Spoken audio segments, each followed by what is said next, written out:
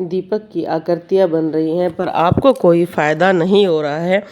कई व्यक्ति इस तरह के प्रश्न पूछते हैं, तो इस वीडियो के 2 भाग बनाएंगे। आप दोनों को ज़रूर देखना। और इस विषय पर मैंने पहले भी वीडियो बना रखी है, उसको भी आप देखना चाहते हैं तो आप उसको भी देख सकते हैं। दीपक पर आकृतियाँ बन रही हैं पर फिर भी बच्चों में बहुत कलेश है। बच्चों का स्वभाव ठीक नहीं है, घर में कलेश है, इच्छा पूर्ति नहीं हो रही है, शादी नहीं हो रही है, धन का अभाव है, नौकरी में बाधा है, नौकरी मिल रही है तो प्रमोशन नहीं हो रहा है, बीमारी है घर में, और या ये कह सकते हैं कि हमारा कोई नया कार्य नहीं बन रहा है, हम बहुत साल से वहीं पर रुके हुए हैं। इसका प्रमुख क्या कारण होता है आप जानें। कई बार जो हमारे पूर्वज होते हैं, सबसे पहला प्रभाव हम बताते हैं पूर्वजों का ऋण। अब ये ऋण क्या है, कौन सा ये कर्जा है जिसको हमारे पूर्वज नहीं चुका कर गए। जैसे हमारे पूर्वज कई बार जब उनके जीवन में कोई कठिनाई आती है तो वो क्या करते हैं, अपने कुल देवता या किसी भी देव स्थान पर चले गए। जैसे आपको मैं छोटा सा उदाहरण बता रही हूँ, इसमें 2 वीडियो बनेंगी, आपको पूरी दोनों देखनी होंगी। जैसे कई व्यक्ति खाटू श्याम चले गए, अब उनके कोई मानता नहीं है, कुछ नहीं है, वहाँ जाकर उन्होंने एक मन्नत मांगी कि हे बाबा मेरा व्यापार चला दो, मैं आपको दोबारा दर्शन करने आऊँगा या मैं आपको 56 भोग लगाऊँगा। अब उसी पूर्वज ने क्या किया कि उसका कार्य चल गया, पर वो दोबारा खाटू श्याम नहीं गया और ना ही उसने वो कार्य किया। अब उसने वो एक कर्जा इकट्ठा कर दिया क्योंकि आपने देवताओं से बोला और आपने वो कार्य नहीं किया। अब आप किसी भगत के पास गए, पंडित के पास गए, अब उसने कहा कि बोला कबूला भूल गए हो।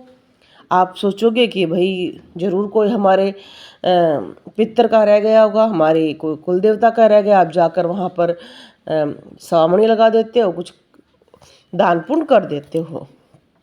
अब फिर भी वही सिचुएशन रह गई है, दीपक पर भी आकृतियाँ बन रही हैं, सारे फिर भी काम अटक गया है क्योंकि यहाँ पर जिस देव का बोला गया है उस देव की मन्नत पूरी नहीं हुई है और ये कर्जा उस पीढ़ी से दूसरी पीढ़ी तक ऐसे कैसे चला जाता है। ऐसे ही दूसरा, हमारे जो पूर्वज हैं वो जो हमारे लिए एक ऋण छोड़ कर जाते हैं, वो ऋण होता है अच्छे कर्म का। अब आपने सुना होगा कि कई ये कहते हैं जी हमारा कोई पूर्वज मर गया और वो हमें बहुत कष्ट देता है। हमारे दीपक पर तो आकृति बनती है पर हमारा जो पूर्वज है वो हमें नंगा दिखाई देता है। वो जब भी दिखता है हम बीमार होते हैं, हमें गंदे सपने आ रहे हैं। अब ये क्या है, ये भी पूर्वजों का द्वारा दिया गया ऋण है। क्यों? उसने अपने जीवन में कोई अच्छे कर्म नहीं किए। मैं सबसे पहले ये कहती हूँ, भक्ति चाहे कोई ना करे उससे आपको देवता माफ़ कर सकते हैं पर बुरे कर्मों को कभी भी माफ़ नहीं किया जाता है। अब वो खुद इतने बुरे कर्म करके एक्सपायर हो गया, उसकी प्रेत योनि है, जिंद योनि है, या ये कह सकते हैं उसकी भयंकर योनि है। अब वो इतने कष्ट में है तो वो उतना ही कष्ट हमें देगा। अब हम उसके लिए कर्म करना शुरू करते हैं तो उसका कर्म जल्दी से ख़त्म नहीं होता क्योंकि उसने एक पूरा पहाड़ इकट्ठा कर रखा है बुरे कर्मों का, वो धीरे धीरे कटेगा। अब कोई हमारे पूर्वज के द्वारा मारा गया, जैसे आप जानते हैं कि घर में कई बार लड़ाई हो जाती है, आपस में कोई ऐसा मर जाता है। अब वो क्या हो जाता है, हत्या हो गई, वो हो गई हमारे घर की ही ब्रह्म हत्या। क्योंकि हमारे कहा जाता है कि हम अपने ही खून में किसी को मार रहे हैं।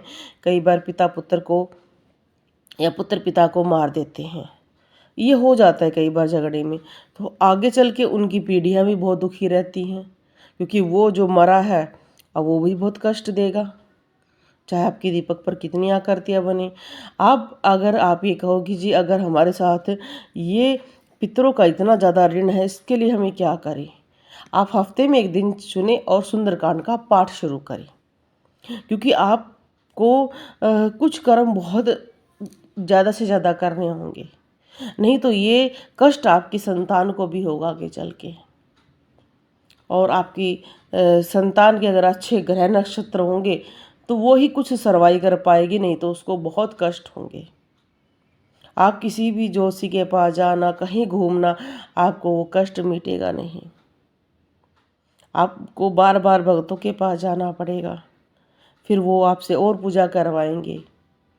तो इसलिए थोड़ी सी मेहनत स्वयं भी करना सीखें, क्योंकि भगत सिर्फ आपको मदद कर सकते हैं, रास्ता दिखा सकते हैं, एक तरह से आपकी चीज़ों को सुधारने का तरीका बता सकते हैं।